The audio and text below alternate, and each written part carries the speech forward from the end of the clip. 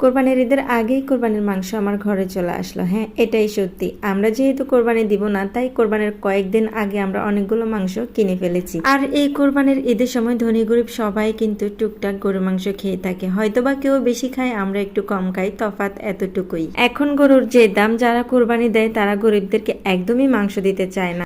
আগে শুনতাম যাদের টাকা পয়সা বেশি আছে তারা আল্লাহর নামে কোরবানি দিত আর গরিবদের মাঝে মাংসগুলো বিলিয়ে দিত। আর এখন সেই দৃশ্য একদমই দেখা যায়। সেরকম হলে ঈদের দিন আমিও একটা বস্তা নিয়ে নেমে পড়তাম, আমাকে আর মাংস কিনতে হতো না।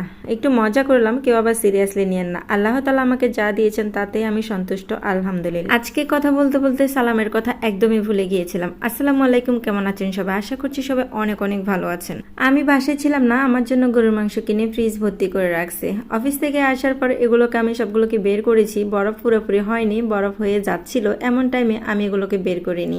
সবগুলোকে ঠিকঠাক করে রেখে কিছুটা রান্না করার জন্য নিয়ে নিয়েছি। আমাদের ঘরে আমরা যে কয়জনই আছি সবাই মোটামুটি গরুর মাংসটা একটু বেশি পছন্দ করি। আমাদের কাছে গরুর মাংসটা খুবই খুবই প্রিয়, তাই আমরা মাঝে মধ্যে গরুর মাংসটা শখের বশে খেয়ে থাকি। যেহেতু গরিব, সবসময় তো আর খেতে পারি না। এখন আমি মাংসগুলোকে সুন্দর করে ধুয়ে পরিষ্কার করে নিব। গরুর মাংসের মধ্যে অন্য ময়লা না থাকলেও মাঝে মধ্যে পশম দেখা যায়, তাই একটু ভালো করে ধুয়ে নিয়েছি।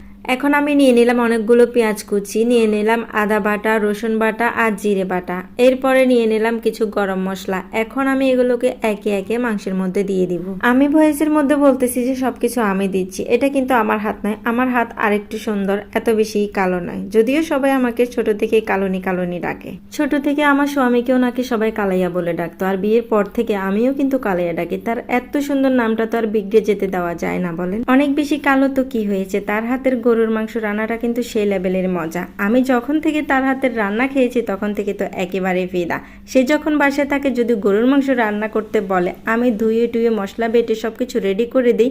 তাকে শুধু বলি যে এভাবে করে মেখে সুন্দর করে রেডি করে দিতে, বাস তার এতটুকু কাজেই এত মজা হয়ে যায়। আর আমি সারা দিন যত পরিশ্রম করি না কেন, তার হাতের ছোঁয়া পেলে যে মজাটা হয়, আমি সারাদিন চাইতে এলেও সেই মজা কখনোই হয় না। মাশাল্লাহ মাশাল্লাহ, আমি যতদিন বেঁচে থাকি সেজন্য আমাকে এভাবেই মাংস রান্না করে খাওয়াতে পারে, তার জন্য দোয়া রইল অনেক অনেক বেশি। মাঝে মধ্যে একটু গরুর মাংসটাই রান্না করে খাওয়াই, তার জন্য এত এত সুনাম করি। আর 3 বেলা যে রান্না করে তার ঘর সামলায় রাখে, সে কখনোই কিন্তু একটুও সুনাম করে না, সামনে কিংবা পিছনে। আর এটাই হয়েছে বেড়া মানুষ আর বেডি মানুষের মধ্যে তফাৎ। আমরা মহিলারা যদি একটুখানি আদর যত্ন পাই, সেটাকে ঢোল ফিটাইতে ফিটাইতে ঢোলেই ভাঙিয়ে ফেলি। আর ছেলেরা চুপি চুপিও কখনো একটু সুনাম করবে না বউয়েদের।